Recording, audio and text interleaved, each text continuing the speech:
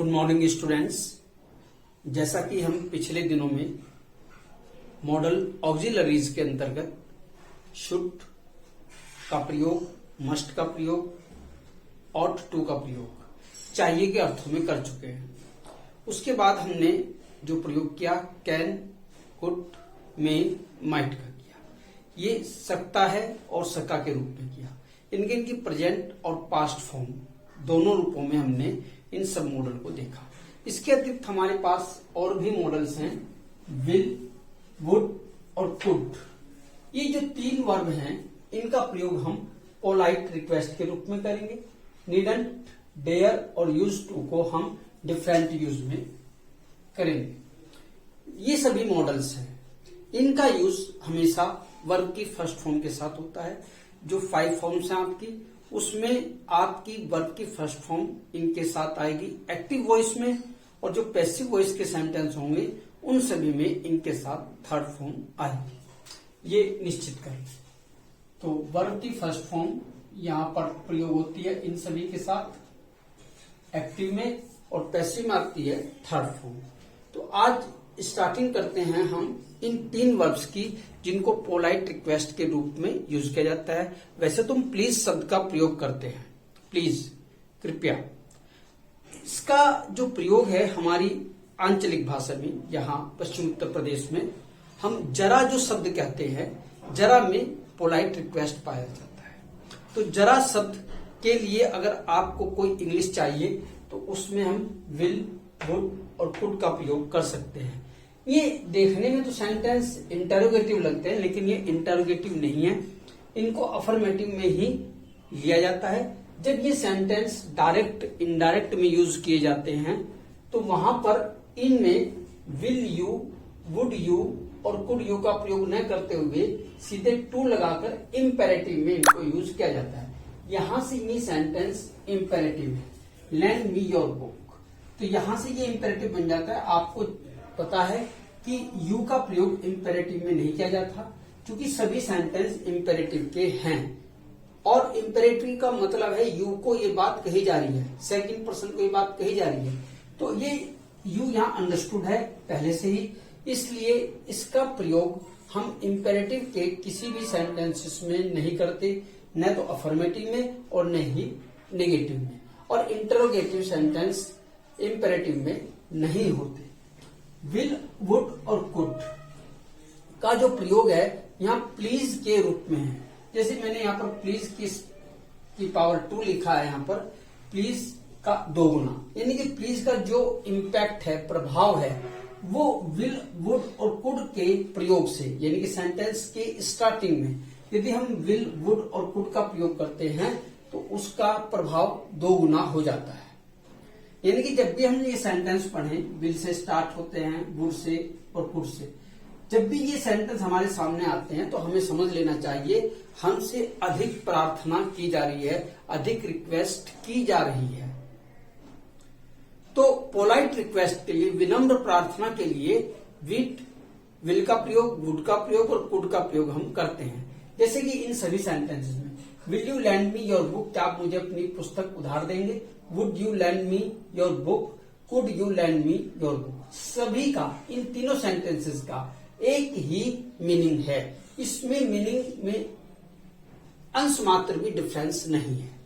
आप विल का प्रयोग करें, वुड का प्रयोग करें या फिर कुड का प्रयोग करें, इनके प्रयोग को सेम माना जाएगा इंग्लिश में। नेक्स्ट देखते हैं, यहां पर will you close the door, क्या आप दरवाजा बंद कर देंगे? तो यहां पोलाइट रिक्वेस्ट के रूप में विल का प्रयोग। इसके बाद वुड का प्रयोग, would you like to have a cup of tea, क्या आप एक कप चाय लेना पसंद करेंगे? तो यहां पर वुड का प्रयोग पोलाइट रिक्वेस्ट के यूज में है। कुड का प्रयोग भी, could you give me your pen, क्या आप मुझे अपना पेन उधार देंगे? तो उधार नहीं, सीधे देंगे, क्या आप मुझे अपना पेन देंगे? तो प्लीज की जो पावर है यहाँ पर बढ़ जाती है। प्लीज की कैपेसिटी को बढ़ाने के लिए हमने यहाँ पर सभी सेंटेंसेस में विल, वुड और कुड का प्रयोग किया है। My friend could not send me any letter, मेरा मित्र मुझे कोई भी पत्र भेज नहीं सका। तो कुड का प्रयोग यहाँ पर पास्ट के रूप में है, कैन इन पास्ट। कैन को हमने यहाँ पर पास्ट के रूप में यूज किया है, जैसा हम कल बात कर रहे थे कैन और कुड के प्रयोग की। तो कुड को हम पास्ट में यूज करते हैं और कैन को हम यहाँ पर सेंटेंस के स्टार्टिंग में पोलाइट रिक्वेस्ट के लिए प्रयोग करते हैं। नेक्स्ट सेंटेंस देखते हैं। नीडंट के जो प्रयोग हैं, आवश्यकता नहीं है। नीडंट यहाँ पर मॉडल वर्ब के रूप में है, जैसे हम कैन नॉट को कांट लिखते हैं, विल नॉट को वुडंट लिखते हैं, शैल नॉट को शुडंट लिखते हैं, ऐसे नीड नॉट को नीडंट लिखते हैं। नीडंट का प्रयोग यहाँ पर मॉडल के रूप में है। इनके सभी के साथ वर्ब की फर्स्ट फॉर्म का प्रयोग किया जाएगा, बेस फॉर्म का प्रयोग किया जाएगा। यहाँ पर देख सकते हैं, you needn't worry about him, negative sentence कहलाएगा ये। आपको उसके बारे में चिंता करने की कोई जरूरत नहीं है, कोई आवश्यकता नहीं है। Need I tell him again, interrogative sentence है। क्या मुझे उसे फिर से बताने की आवश्यकता है। आगे, need he contact you every day, क्या उसे आपसे प्रतिदिन मिलने की या संपर्क स्थापित करने की आवश्यकता है। ये भी इंटरोगेटिव सेंटेंस है। She needn't go to a doctor, उसे डॉक्टर के पास जाने की जरूरत नहीं है। तो यहाँ नीडंट का प्रयोग जो है नेगेटिव में, ये नेगेटिव में, लेकिन यहाँ पर नीड और ये नीड, ये दोनों इंटरोगेटिव सेंटेंसेस के रूप में हमने यूज किए। ये मॉडल्स के अतिरिक्त अब हम डेयर के यूज को देखते हैं। डेयर का जो प्रयोग है, हम क्रोधावेश, गुस्से में जब हम एग्रेसिव हो जाते हैं तब हम करते हैं। Mostly I dare not disobey his order, मुझे उसका आदेश का उल्लंघन करने की हिम्मत नहीं है, यानी कि मेरे अंदर इतनी हिम्मत नहीं है कि मैं उसके आदेश का उल्लंघन करूं या उसके आदेश की अवहेलना करूं या उसके आदेश का पालन न करूं। ऐसा भाव डेयर में छिपा हुआ है, हिम्मत, साहस। यहां पर डेयर देखिए, एक बात और है, भूल से भी इनमें एस या एस का प्रयोग मत कर देना। आई के साथ भी डेयर है और ही के साथ भी डेयर है और यू के साथ भी डेयर है। यहाँ पर ही मॉडल के रूप में, जिस तरह विल के साथ, सेल के साथ, कैन के साथ, कुड के साथ, मस्ट के साथ कभी भी एस या एस का प्रयोग नहीं करते, ये हेल्पिंग वर्ब होती हैं, ठीक है। तो यहां भी हम डेयर के साथ एस का प्रयोग नहीं करेंगे, चाहे वो सिंगुलर हो या प्लूरल सब्जेक्ट हो। आगे देखते हैं, डेयर यू गो डेयर, क्या आप में वहां जाने की हिम्मत है, क्या आप में वहां जाने का साहस है। तो इस सेंस में डेयर का प्रयोग हुआ। यहां भी इंटरोगेटिव में है, ये भी इंटरोगेटिव में। Dare he copy in the presence of teacher, अध्यापक की उपस्थिति में क्या उसमें नकल करने की हिम्मत है, साहस है, क्या अध्यापक के होते हुए वह नकल कर सकता है। ऐसा भाव यहाँ डेयर में छिपा हुआ है। तो यहाँ भी ही के साथ डेयर का प्रयोग हुआ, यहाँ भी ही के साथ डेयर का प्रयोग हुआ, लेकिन हमने एस या एस का कोई प्रयोग नहीं किया, कोई डज का प्रयोग नहीं किया। आगे पास्ट में इसका प्रयोग हो सकता है, I dared him to return my money in a week,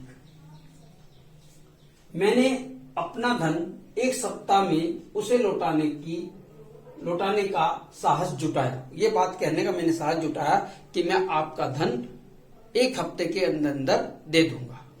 तो ये सेंस है। यूज टू का जो प्रयोग है, वुड का जो प्रयोग है, वो सेम है। आप यूज टू का प्रयोग करते हैं या वुड का प्रयोग करते हैं, कहां? ऐसे स्थानों पर जहां पर आपके अंदर कोई आदत थी, कोई हैबिट थी, लेकिन वो हैबिट आज नहीं है, वो काम करना आपने अब छोड़ दिया है। किसी व्यक्ति ने कोई कार्य करना छोड़ दिया है, पहले क्या करता था लेकिन वर्तमान में, प्रेजेंट में वह उस कार्य को नहीं कर रहा है, तो उस सेंटेंसेस में हम यूज टू का प्रयोग कर सकते हैं या वुड का प्रयोग कर सकते हैं। इस प्रयोग को देखते हैं। I use to smoke when I was young, जब मैं छोटा था तो धूम्रपान किया करता था। यहाँ यंग का मतलब छोटे से है, न कि यूथ, युवावस्था से है। यूथ मीन्स युवावस्था, यंग माने छोटा। यंग का मतलब छोटा, यंगर उससे भी छोटा और यंगेस्ट उससे भी छोटा। सेंस को देखिए जरा आप, यंग मैन अलग वर्ड है, जिसको हम तरुण के रूप में लेते हैं। Young age, youth age, difference है। यंग एज तरुणावस्था को कहते हैं, यूथ एज युवावस्था को कहते हैं। तरुण और युवा, तरुण 13 to 19 और यूथ जो 19 से अबव हो जाते हैं वो यूथ कहलाते हैं। आगे देखते हैं, I would to smoke when I was young. तो यहां पर यूज टू के स्थान पर आप वुड का भी प्रयोग कर सकते हैं। I would to smoke when I was young, मैं धूम्रपान क्या करता था जब मैं छोटा था। तो I use to play under this tree, मैं इस पेड़ के नीचे खेला करता था। इन माई चाइल्डहुड, अपने बचपन में, जब मैं छोटा था बचपन में मैं इस पेड़ के नीचे खेला करता था। ये सेंस आपकी यहाँ पर दिखाई देती है। लास्ट सेंटेंस में देखिए, he use to go to field in the morning, वह सुबह सुबह खेत में जाया करता था लेकिन अब नहीं जाता। तो यहां पर हमने देखा कि एक ऐसी हैबिट जो हमारी समाप्त हो गई है, उसका प्रयोग हम कैसे करें, यूज टू के साथ, वुड के साथ।